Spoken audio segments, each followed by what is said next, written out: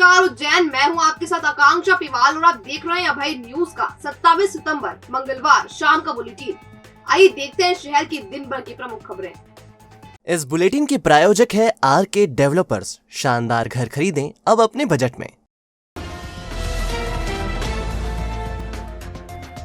Agar road के संजय नगर में laptop पर विक्रम विश्वविद्यालय की फर्जी मार्कशीट तैयार की जा रही थी। पुलिस ने एक आरोपी को दबोच कर उससे 25 मार्कशीट जब्त की है।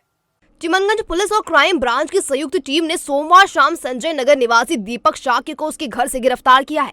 आरोपी के पास से करीब 25 मार्कशीट मिली है। 34 साल का दीपक विक्रम विश्वविद्यालय के अलावा और कौन कौन से विश्वविद्यालय की मार्कशीट तैयार कर रहा था, पुलिस इसका पता लगा रही है। बताया जा रहा है कि दीपक के पास से विक्रम विश्वविद्यालय की बीए प्रथम, द्वितीय और तृतीय वर्ष की मार्कशीट बरामद हुई है। नकली मार्कशीट बनाने के इस काम में आरोपी दीपक के साथ और कौन सदस्य हैं, इसका नेटवर्क कहां तक फैला हुआ है, इन सवालों का जवाब पुलिस आरोपी से मांग रही है। अब तक की पूछताछ में दीपक ने बताया कि वह लगभग 2 साल से फर्जी मार्कशीट बनाने का काम कर रहा है। काफी दिनों से नकली मार्कशीट बनाने वाले गिरोह के सक्रिय होने की सूचना पर क्राइम ब्रांच की टीम इसकी गतिविधियों पर नजर रखे हुई थी और पुख्ता सबूत मिलने के बाद दीपक को सोमवार शाम गिरफ्तार किया गया। फिलहाल उससे आगे की पूछताछ की जा रही है। संभवतः एक बड़े गिरोह का खुलासा होने की उम्मीद जताई जा रही है। आइए एसआई संजय यादव से जानते हैं पूरा मामला। कल मुखबिर सूचना प्राप्त हुई थी कि एक व्यक्ति है जो विक्रम विश्वविद्यालय की मार्कशीट बना के, जो कि ऑथेंटिक नहीं है, ऐसी सूचना है, फर्जी बना के बेच रहा है। इसके संबंध में पहले सूचना तस्दीक करवाई गई क्राइम द्वारा। जब मालूम पड़ा कि वास्तविकता में वहाँ पर वो व्यक्ति भी मौजूद है और वहाँ संभव है कि मार्कशीट्स भी हों, इसके ऊपर से क्राइम ब्रांच और चिमनगंज थाना की संयुक्त टीम द्वारा मौके पर दबिश दी गई। दबिश पर से वहाँ कुछ मार्कशीट्स मिली जो अभी जांच में है। संभवतः वो नकली मार्कशीट्स हैं, क्योंकि इतनी मार्कशीट्स एक व्यक्ति के पास होना ही अपने आप में ये सिद्ध करता है कि कहीं ना कहीं कुछ गलत चल रहा था। पहले चरण में लोकार्पित होने जा रहे महाकाल कॉरिडोर का कार्यक्रम 7 दिनी होगा। इसकी शुरुआत 5 अक्टूबर को श्री महाकालेश्वर की सवारी से होगी और समापन लोकार्पण कार्यक्रम से होगा।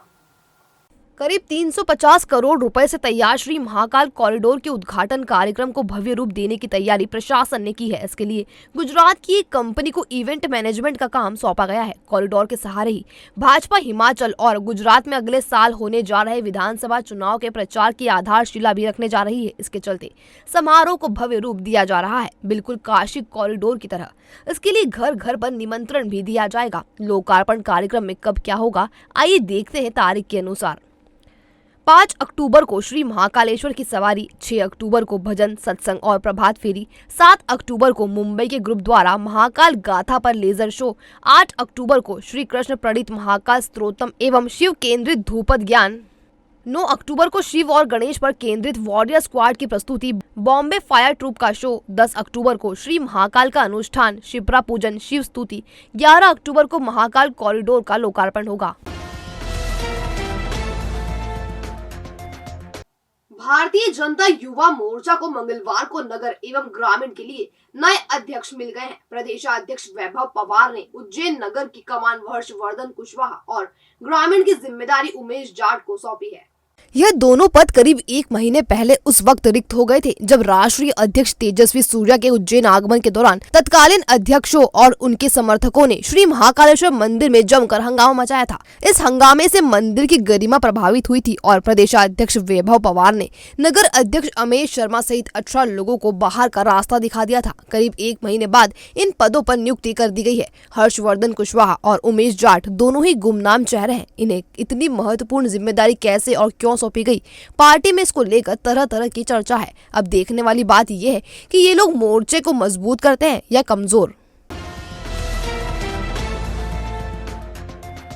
करीब 30 साल की लड़ाई के बाद विनोद मिल के श्रमिकों के खातों में रुपया आना शुरू हो गया है। पर इस मापक ने पहले चरण में 100 श्रमिकों की लिस्ट चस्पा कर दी है। अपने रुपयों को हासिल करने के लिए श्रमिकों ने लंबी लड़ाई लड़ी है। उज्जैन मिल मजदूर संघ कार्यालय पर मजदूरों और उनके परिवारों ने मुआवजे की पहली लिस्ट जारी होने पर खुशी का इजहार किया। मंगलवार को कार्यालय पर 100 श्रमिकों की लिस्ट चस्पा की गई, जिनके खाते में पैसे डाले जा रहे हैं। मिल मजदूरों के संगठन इंटक के अध्यक्ष ओम प्रकाश भदौरिया ने बताया, मिल के श्रमिकों 91 में मिल बंद हो गई और जब से लेके आज तक तमाम कानूनी लड़ाई हाई कोर्ट, सुप्रीम कोर्ट सब दूर सरकार के खिलाफ हमने लड़ी और उसमें हर जगह विजय हुई मजदूर की, बाबा महाकाल की कृपा से, उनके आशीर्वाद से। और 100 करोड़ रुपया जो है 13 मई को 9 मई को कोर्ट में जमा हुआ था और 13 मई कोर्ट की छुट्टी आ गई थी। इस कारण से सुप्रीम कोर्ट में भी तारीख आई और जब से लेकर निरंतर 31 वर्षों से हम प्रयासरत थे कि श्रमिकों का आना पाई मिले। तो प्रथम सूची जो है उनके भुगतान की 100 श्रमिकों की जारी हुई है, बैंक में उनके अकाउंट में पैसा आएगा, उस लिस्ट को यहाँ चस्पा कर दी गई है। बहरहाल दिवाली के पहले मिल कर्मियों के खाते में आ रहा रुपया उज्जैन की मार्केट को गति देगा और इसका असर शहर के कारोबार पर दिखाई देगा।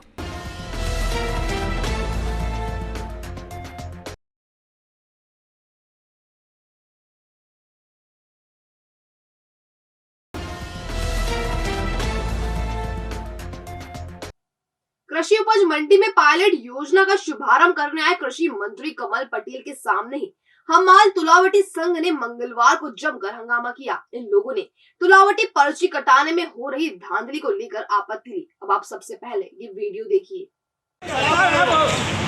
बीजेपी सरकार अगर आपने हमें गठा देना बंद कर दिया तो मंडी की पर्ची नहीं बनी, चोरी भी होगी।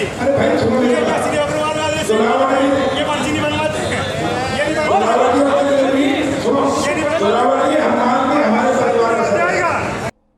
आपने वीडियो देखा। वीडियो में मंच के सामने कृषि मंत्री कमल पटेल से बात कर रहा शख्स हमाल तुलावटी संघ का सदस्य अवंतीपुरा निवासी इलियास खान है।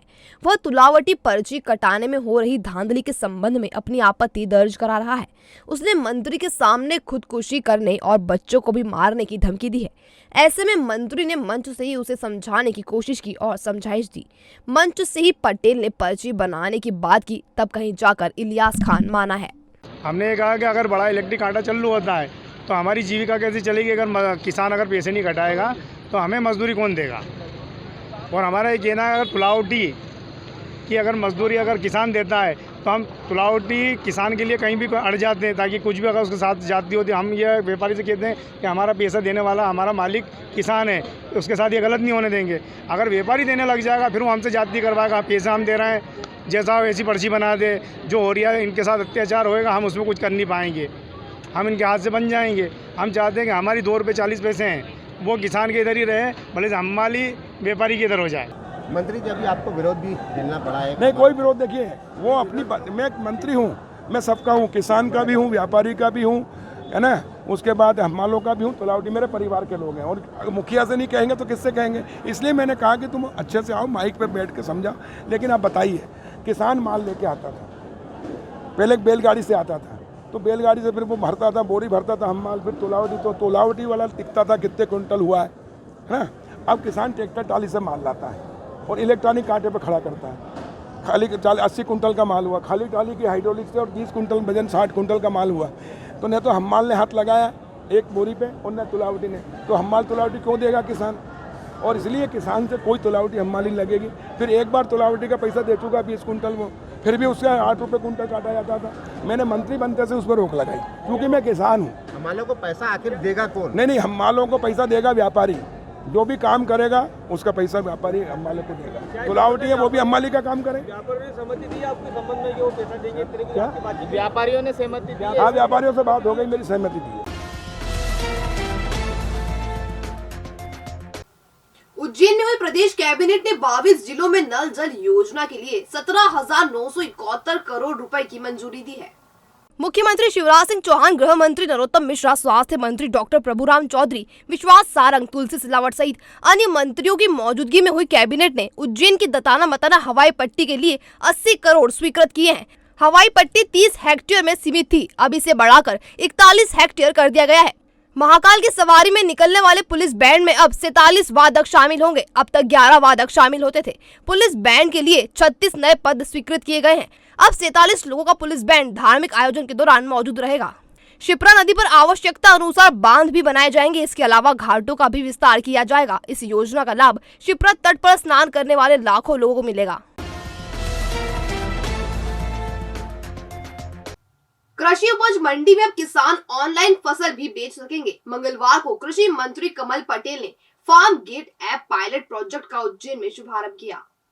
उज्जैन कृषि मंडी के farm gate app pilot project का लोकार्पण करते हुए कृषि मंत्री पटेल ने कहा कि अब किसान ऑनलाइन भी अपनी फसल बेच सकते हैं। कार्यक्रम में सांसद अनिल फिरोजिया, कैबिनेट मंत्री मोहन यादव ने भी शिरकत की। इस दौरान कृषि मंत्री का अभिनंदन व्यापारी और मंडी के अधिकारी कर्मचारियों ने किया। स्वच्छता सर्वेक्षण के तहत मंगलवार को दिल्ली में उज्जैन को सम्मानित किया गया। राष्ट्रीय पर्यटन श्रेणी में उज्जैन ने पुरस्कार जीता है। महापौर मुकेश चटवाल ने पुरस्कार ग्रहण किया। दिल्ली के राष्ट्रीय विज्ञान भवन में राष्ट्रीय पर्यटन पुरस्कार प्राप्त करने के लिए महापौर मुकेश चटवाल सोमवार को ही दिल्ली रवाना हो गए थे। मंगलवार को उन्होंने उपराष्ट्रपति जगदीश धनखड़ से पुरस्कार हासिल किया।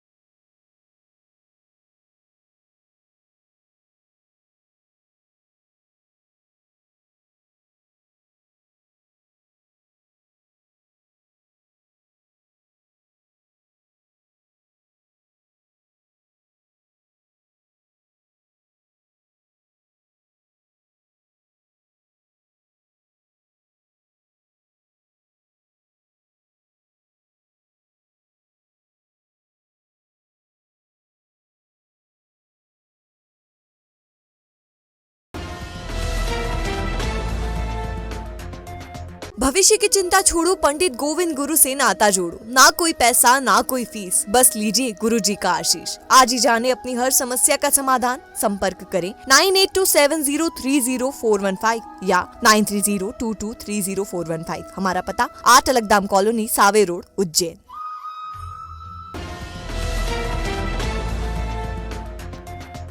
ये था भाई न्यूज का आज का बुलेटिन। अगर खबरों को लेकर आपके पास कोई फीडबैक हो तो हम तक कमेंट सेक्शन या इनबॉक्स के जरिए जरूर पहुंचाएं। कल फिर मुलाकात होगी नए बुलेटिन के साथ। तब तक के लिए नमस्कार।